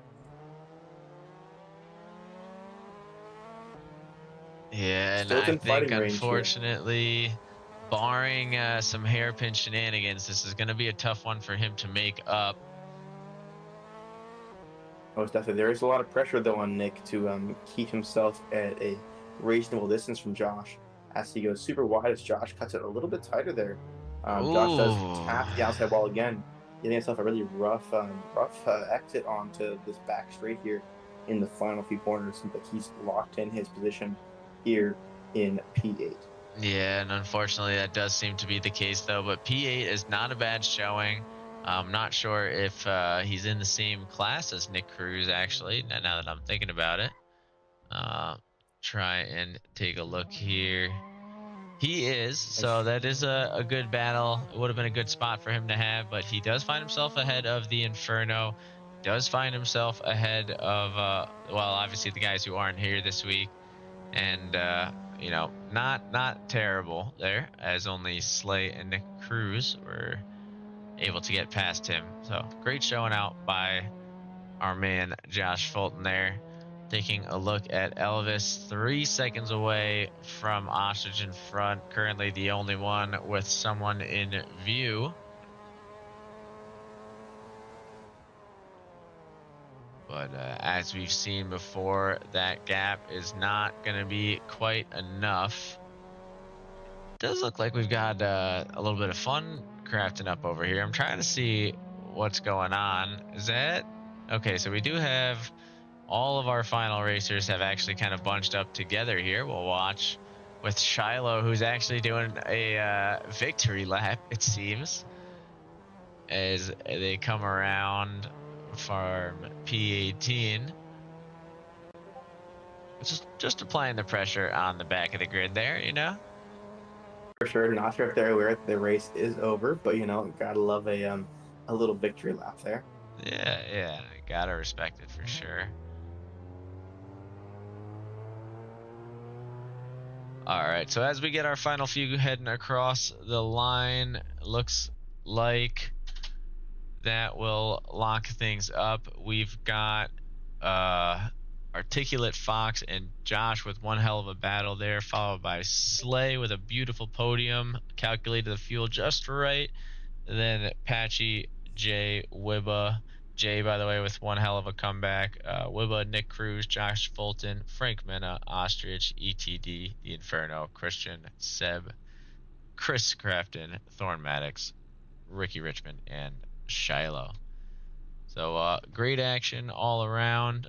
Definitely another solid week there. We're going to see how everything shapes up in the points. And we'll see you guys Friday.